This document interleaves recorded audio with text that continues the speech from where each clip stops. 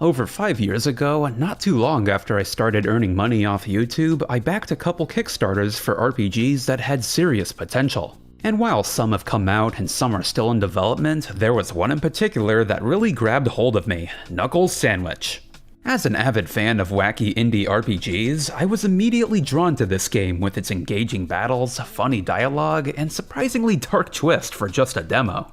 With all that and more, when I backed the game and played the demo in 2018, it had all the makings to become a truly stellar game.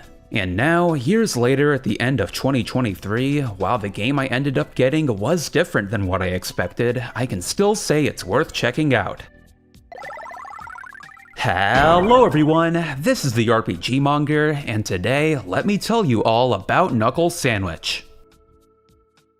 Like many indie RPGs out there that go for this style, Knuckle Sandwich is a turn-based RPG that's filled to the brim with non-sequiturs and wacky dialogue. However, when it comes to things like its battle system, Knuckle Sandwich is truly in a league of its own.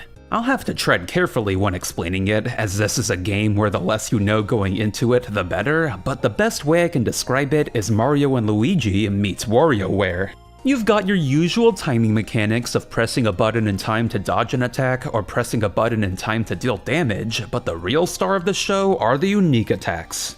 Basically, in these battles, enemies tend to do one of three things. A normal attack where you have to pay attention to audio cues and visual tells to dodge, a status effect attack that you can't dodge, and a unique attack that has you playing a quick, simple microgame to avoid taking damage. It's a great system, but what really makes it shine is the fact that nearly every single enemy gets its own unique microgame attack. What's more, enemies and party members usually get multiple little attack microgames, which I can only imagine how much of the development time went into all that. Even with some enemies getting attack microgames that are variations of previous ones, it does a decent job of keeping things engaging and challenging for most of the game.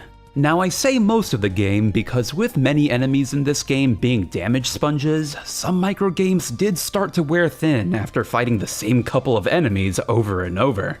And while the grand majority of the microgames work really well, there are a few that end up a bit more on the jank side, like this ice cream minigame.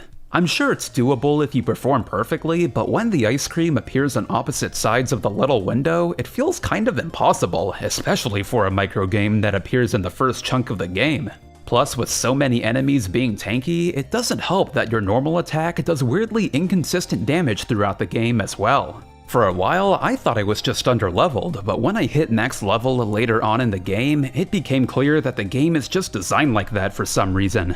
It barely ever felt like the stat increases from leveling up mattered that much outside of HP increases, to be honest. In the long run, many of the game's larger fights are kind of scripted, so stats aren't really too important anyways, but it's a strange design choice nonetheless. However, for issues like these, the dev is already putting out patches as I write this video, so odds are this could very well be resolved by the time I put this out. Much like the rest of this game, Knuckle Sandwich's battle system never stopped throwing new stuff at me all the way up until the end of the game, and I love it for that. On top of all that, there's also a neat little limit break summon type system included in battles where you can utilize summons hidden away throughout the game. It's not really necessary to find them all, as on my first playthrough I actually didn't find any and still did fine, but it's a nice touch. What really carries this battle system outside of the neat microgames, however, is the absolutely bombastic music.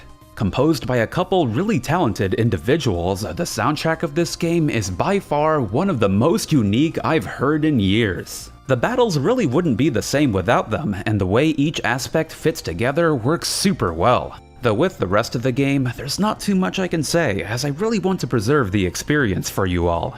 What I can say is that throughout Knuckle Sandwich, its sense of humor consistently got laughs out of me all the way through the game.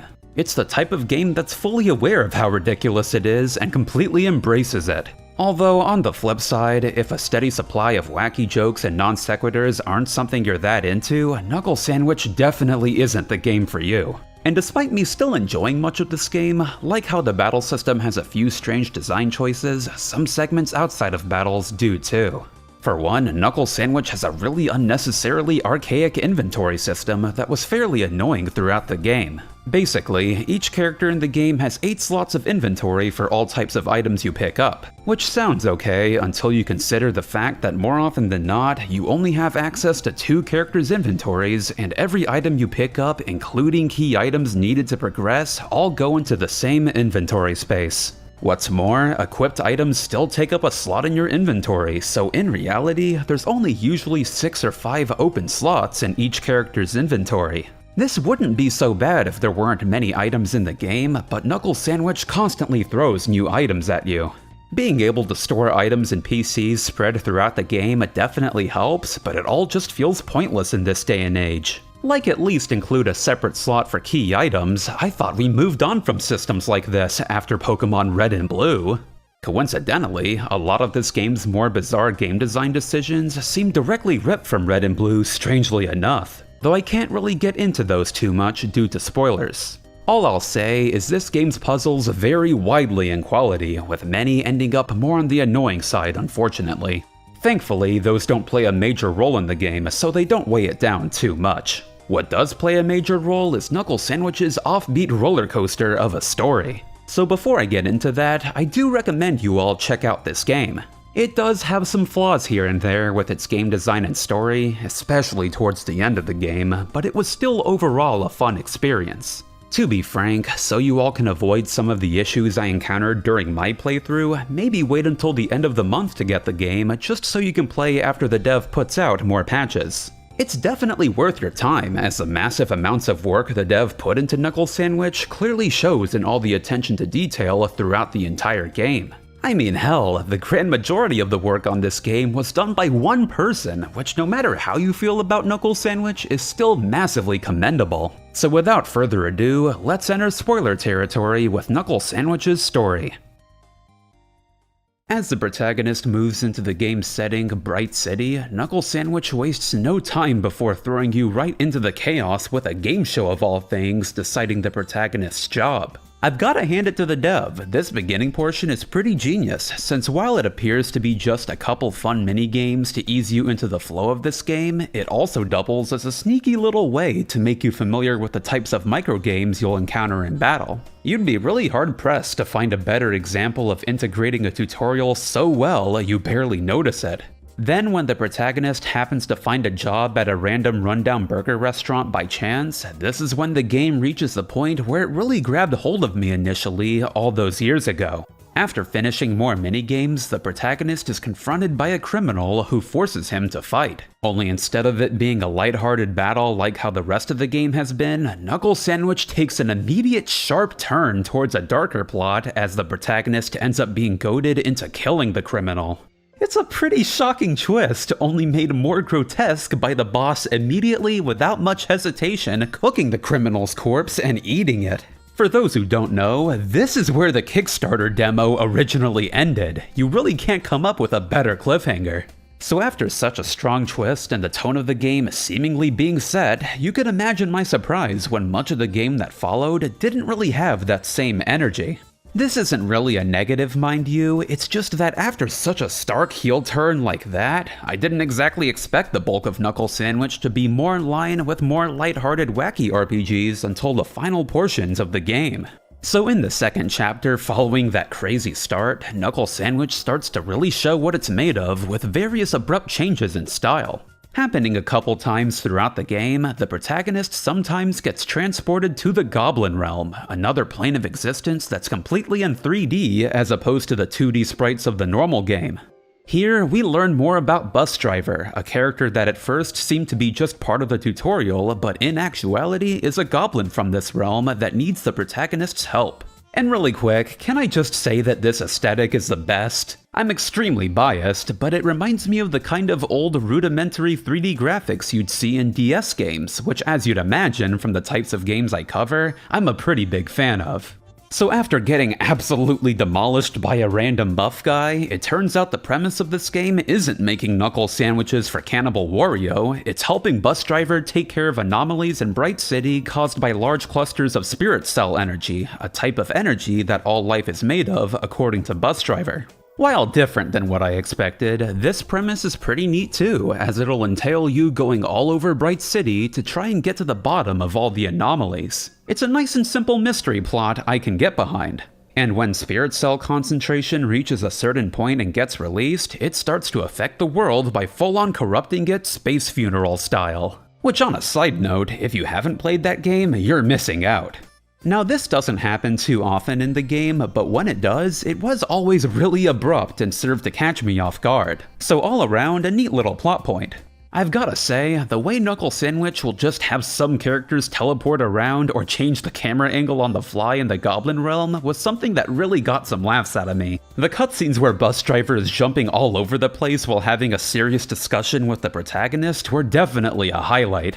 In fact, many of my favorite bits of this game's humor have to do with how sudden it tends to spring jokes on you. The way the rematch with that buff guy ended was another great example of that. Though now with the game having mostly established everything, the next couple chapters build off it with loads of new characters and locales.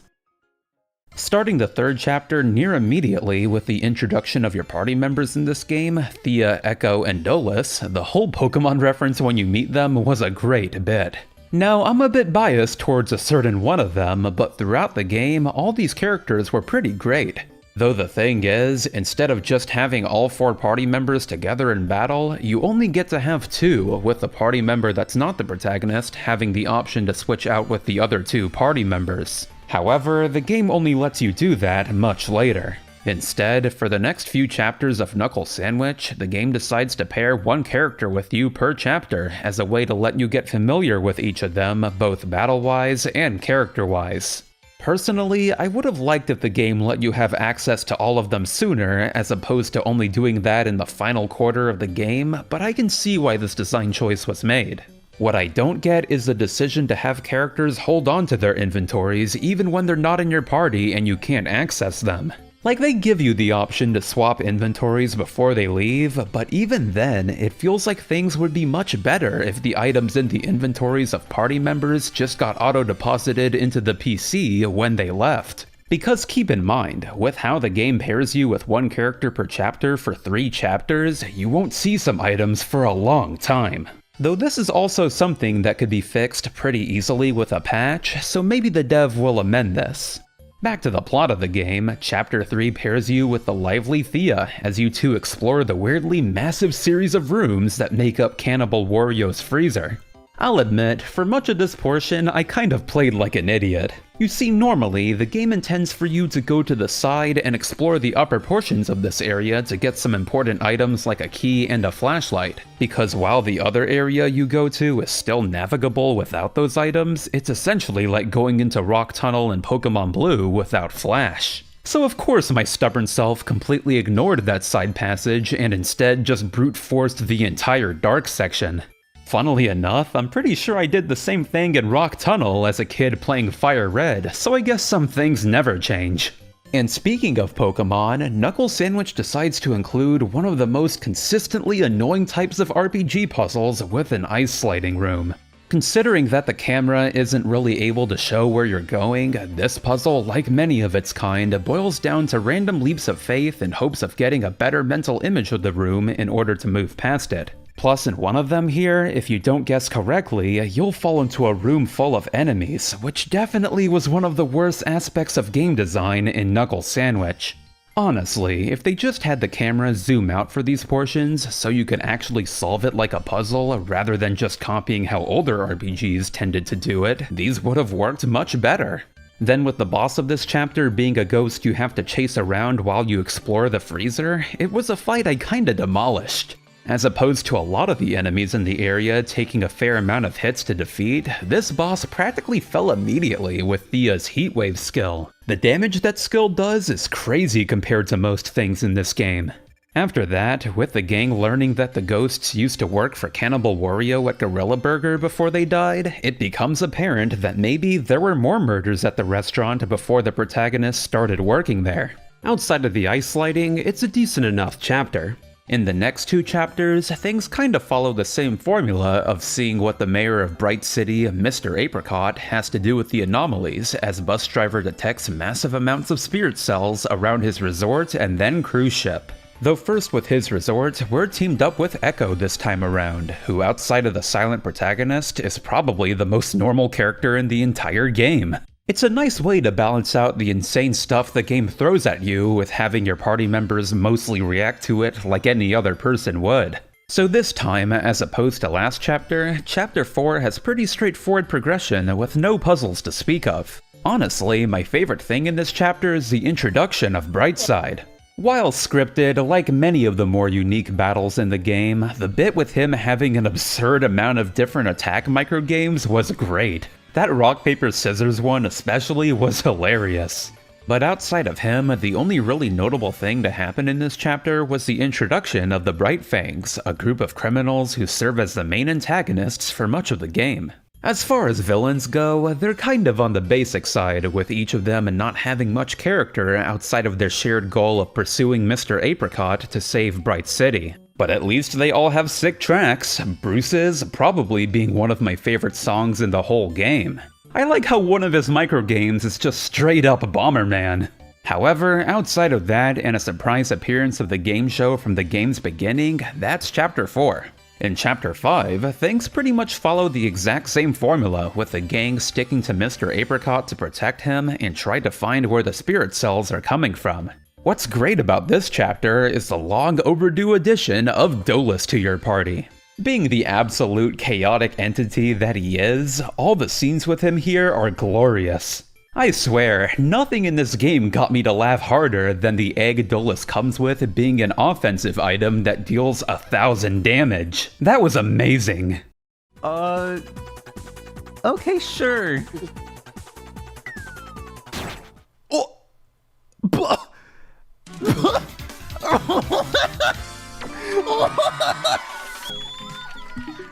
Even with the part leading up to the next state-mandated Bright Fang battle not amounting to much more than some errands the game has you run, Knuckle Sandwich's humor absolutely carries it. Though with said battle against Lash, things get a bit tricky.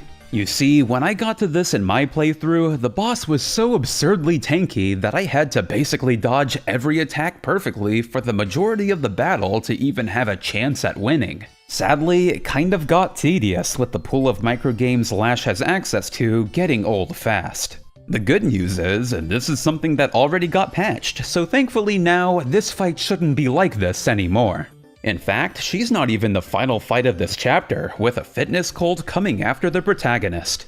Since their leader was apparently that buff guy you beat up in Chapter 2, this whole portion has probably one of the most interesting fights in the game. Oh yeah, and everything gets corrupted again. Nothing much comes from it this time, but it did catch me off guard.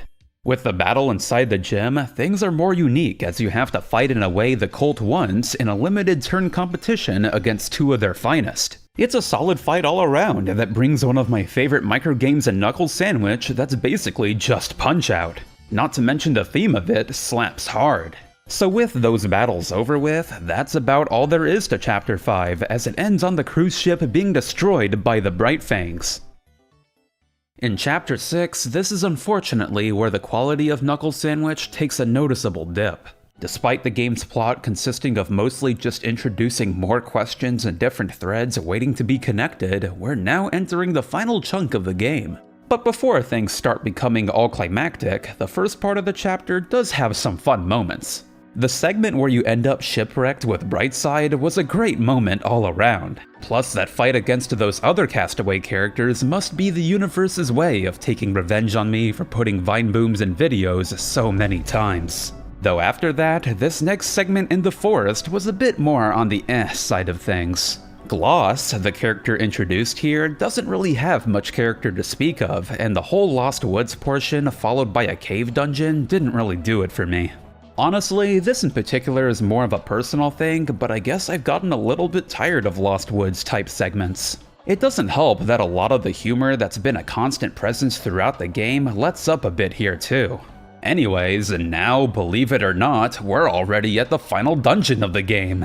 Up until Mr. Apricot takes the gang to 1000 Futures, a company that develops futuristic technology who's also been supporting Mr. Apricot's mayoral campaign, there really hasn't been much connecting all the different plot threads of this game together. It's a risky way to structure your plot. On one hand, if you manage to tie everything together properly at the end, this type of structure can certainly work. However, with so many different characters and plot points introduced at this point with seemingly no connection, it runs the risk of creating too much for a finale to handle. And unfortunately in Knuckle Sandwich's case, it kind of leans more towards the latter. So leading up to said finale, the dungeon that makes up 1,000 Futures is kind of the worst part of the game. Before I get ahead of myself, it's not all bad. That Beyblade microgame they introduced here was possibly my favorite one in the entire game. The problem with this segment mostly lies with the bizarre game design choices when it comes to these puzzles. Again, taking more pages out of Gen 1 Pokemon for some reason, this game pretty much took exclusively the most annoying puzzles out of those games and crammed them all into a single dungeon. This might have been patched out by the time this video comes out, but along with having another ice sliding puzzle and one of those movement platform things from Pokemon, the penalty for messing up the movement platform puzzle is falling back down to the ice one. Maybe I'm in the minority here, but as opposed to inserting fun but challenging puzzles into a dungeon that complement it, these end up feeling more like padding than anything. At least after all that, there's another Bright Fang boss battle, with this one actually being one of the best in the game. The battle suddenly transforming into a Puyo Puyo type game could not have caught me more off guard, and I honestly loved it. Unfortunately, after that is another burst of puzzles that once again feel more like padding due to how they're all shoved in at the end. As opposed to those Pokemon ones, these aren't even bad necessarily, they just needed to be paced out way more throughout this dungeon to make everything flow more naturally. Instead, right after that Bright Fang fight gets you hyped up to see where things are going from here, boom, the game completely kills its momentum with a wall of puzzles. It's really bizarre game design that I haven't seen in too many RPGs like this. And this is more of a personal experience, but my god, that one puzzle where you have to trace a line was specifically engineered to make my brain short circuit. Not a negative towards the game, it just really got me. So with all the puzzles done and most of the game's plot points still remaining unresolved, let's dive into Knuckle Sandwich's finale.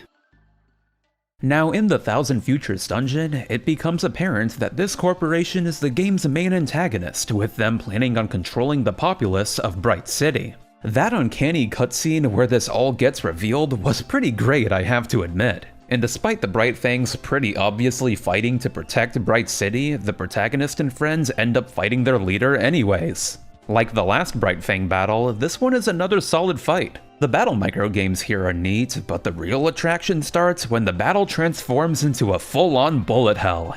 As opposed to a lot of this game's difficulty boiling down to enemies being damage sponges, this was probably the best execution of a difficult fight in the whole game. From the microgames to the bullet hell, Soba is a satisfying test of everything you've learned in the game so far. In a lot of ways, this fight is kind of the last normal-ish boss in the game, with everything from this point on being random enemies in scripted battles. So after beating her, this is when Knuckle Sandwich starts unloading its twists by the dozen. To try to make this digestible, let me just start from the top. In events that took place prior to the game, a goblin made its way out of the Goblin Realm and into Bright City, leading to the Bright Fangs getting their powers from it and 1,000 Futures capturing it. Then, in a twist that I could never have seen coming, the game show host and his clerk were in reality behind 1,000 Futures all along.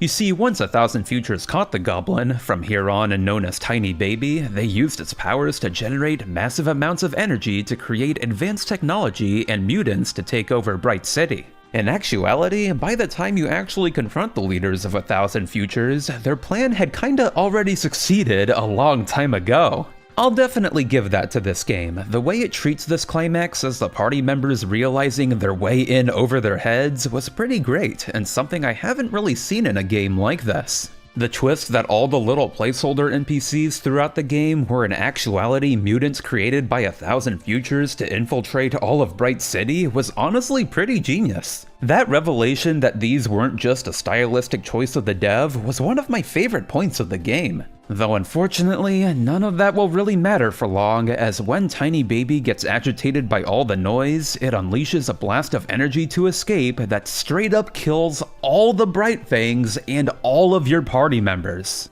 better hope you didn't waste stat boosters on them, they're never coming back. Like many of the decisions made in this finale, I'm not entirely sure how I feel about this. For such a drastic move, I do wish they'd spent more time developing these characters before all of a sudden killing them off. Sure, you get dialogue from them throughout the game, but in terms of actual character development, it's few and far between, with only one real point focusing on the protagonist spending time with them. And even then, that segment only focuses on the party member you're currently teamed up with at that point, so while making that point change in different playthroughs can be an interesting idea, it sadly ends up limiting things more than anything. As a result, when all the characters died, I was less sad due to their deaths and more confused by the game's decisions. Honestly though, this might just be more of a personal preference type situation.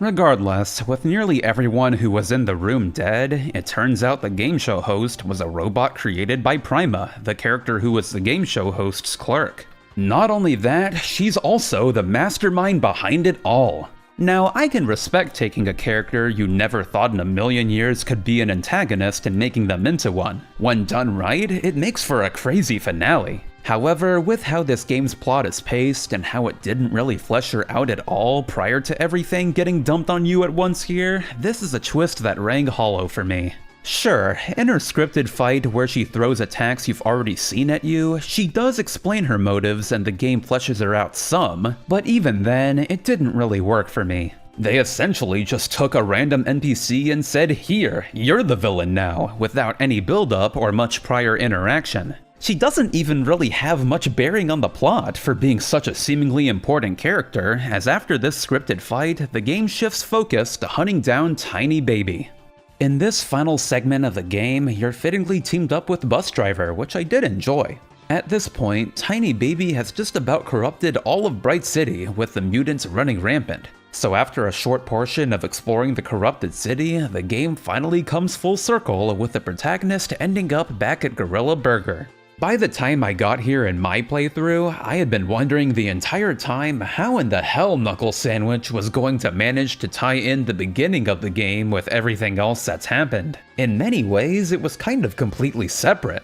Though just like the plot dump in 1000 Futures, once you get your fated reunion with the legendary, mythical, beloved Cannibal Wario, he kind of just explains everything. Apparently, he and the deadbeat had been hiring people like the protagonist for some time, only for the deadbeat to kill them so Cannibal Wario could make burgers out of the bodies. And while you're still processing all of that, Tiny Baby suddenly appears and merges with Cannibal Wario to become the game's final boss. Now, much like the scripted Prima battle, this final boss is kind of the same type of fight, only that it'll throw multiple attacks you've seen before at you in quick succession. Plus, it's also completely scripted, with the fight shifting into more plot after a certain point. Again, I don't know how I feel about this either. Despite me reaching max level by this point, it ended up not really making any difference whatsoever, with there being no real payoff or really noticeable difference between being at max level and being at lower levels throughout the game. For a turn-based RPG, I was pretty disappointed by this. It made all the times I tried to take care of most of the enemies and areas feel pointless, as in the end, it didn't really matter. I don't think I've ever seen an RPG that has you barely do any damage against the final boss at max level. What a weird decision. Like, at least make it so that one phase of the fight is a proper battle, so you can get a chance to properly show off the strength you've built up all game, and then have the next phase be scripted. Ironically, the theme of this battle was also one of the weaker battle themes in the whole game for me, though again, that's just more of a personal preference deal. After what came off to me as a weird dig on games like Undertale and a short little power of friendship scene, only now do we get an unscripted fight with the final boss. Though instead of what it was like before, the game all of a sudden shifts to a type of Zelda 1 battle system that was seen in a dream sequence early on, as the protagonist fights Dragon Wario in an isometric perspective. I'm still a fair bit sour about this fight as a whole, but to be fair, this portion is alright. So once you win the battle, there really isn't much else, with the game pretty abruptly ending with the protagonist running away from it all. Overall, I think it goes without saying that the whole climax is extremely all over the place, with many aspects not really being that satisfying. Thankfully, not all hope is lost, as after that slurry of scripted fights and plot dumps, the game's epilogue does save things somewhat. In an interesting turn of events, you're able to keep playing your completed file some more after the game seemingly ends. Only as opposed to being a New Game Plus type deal like it appears to be, this is when it's revealed that the entire plot of the game has actually been taking place in a kind of time loop where Bus Driver has been chasing Tiny Baby and failing to prevent it from wreaking havoc over and over for some time. To give this game credit, this is a twist that was pretty well done. It does get alluded to in the main story, but that allusion is so vague and seemingly insignificant, you end up not paying it too much mind until this part. So as you learn about all this and watch Bus Driver and the protagonist keep trying over and over to stop Tiny Baby, this was one of the funniest parts of the game. In a way, the big bad corporation being called 1,000 Futures also alludes to all this, which is pretty great. I love how the solution to all this, after everything, was to just put Tiny Baby on the moon. It's so ridiculous that it honestly works considering everything else in this game. In turn, after Bus Driver gets demoted by his boss for breaking so many rules on Earth, the game ends by giving you a choice. Either stay with Bus Driver in the Goblin Realm and work with him as his partner, or return to Earth where there's a good chance nobody remembers you. It's a seriously difficult choice to end the game off on, only problem is, it doesn't even matter. No matter what choice you pick, there's no real dialogue after this portion and the game just cuts to credits. Overall, the epilogue does save this game's finale a fair bit. It still has some weirdness like that final choice not really changing much, but it works well enough. Regardless, now that I've covered everything, let's look at Knuckle Sandwich as a whole. Shaking off my recency bias now that it's been a bit since I played this game, I find myself feeling more neutral about it than anything. When this game works, it really works. Most of the battle microgames are great, a lot of the humor was wonderful, and the style throughout it all was superb. I really can't remember the last game that had me burst out laughing nearly as many times as Knuckle Sandwich did. Not to mention all the attention to detail throughout it all, with aspects like being able to call characters to get location-specific dialogue. For most of this game being created by one dev, it's quite an achievement that deserves serious praise. It's just such a shame that with the plot's pacing being kind of all over the place, and the conclusion to all the various plot points introduced being somewhat lackluster, it's left me feeling weird about the game as a whole. For a lot of the game, it's like the plot couldn't decide whether or not it wanted to go all in on being a wacky indie RPG or a darker indie RPG, and as a result, both aspects end up coming up short at different points. The worst part is, so many of the ideas introduced are really neat. Take how the protagonist feels guilty about murdering the deadbeat throughout the game. It's an interesting plot point, but in the end, they kind of never utilize it much. It's not alone either. I didn't even mention him up until now, since he practically has no bearing on the plot, but there's this detective character throughout the game that turns out to be in league with 1,000 Futures. For a character who appears so much and ends up being corrupt, you'd think the game would do more with that, but nope, he just gets nonchalantly killed off out of nowhere. I mean hell, for how much of a hook the whole Cannibal Wario part was, it was pretty shocking how little importance it all had on the plot up until the very end. Despite the game trying to be more serious and dark at points, I feel you have to treat this game as a more lighthearted romp through different funny situations as opposed to a more story-focused RPG, since the second you start to look at the plot and how the game conveys it, more and more cracks begin to show. As I said before, this game took a gamble by constantly introducing plot points the entire game only to try and tie them up at the end, and while some did get an alright payoff, an equal amount didn't. For me, I can deal with a game having middling portions if the finale is solid, though with Knuckle Sandwich being mostly good up until the end, it left me with a worse taste in my mouth than it would have otherwise. So even with those flaws, this Australia simulator is still okay overall. It's not a game I'd ever replay, but it's worth getting for its solid humor and interesting battle system. If anything, I really hope the dev goes on to make more games. Now that Knuckle Sandwich is done, I feel if you improved on the flaws present here and built on all the things that really worked, you'd have an absolutely wonderful game. In the end, I'm glad I backed Knuckle Sandwich all those years ago, and I'll be sure to keep an eye out for anything this dev makes next.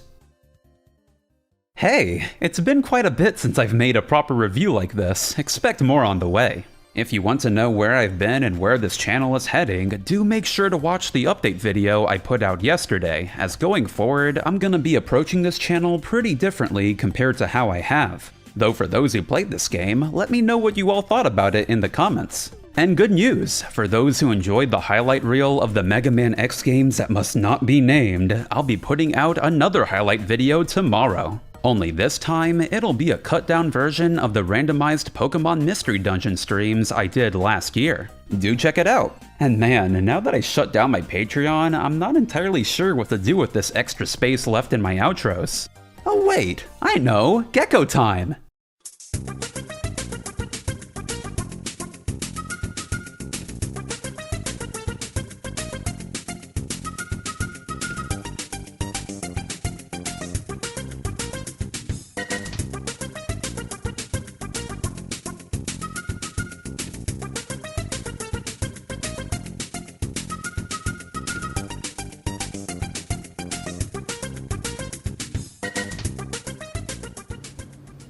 Hey Fern, can you tell all the good people out there that they're fantastic?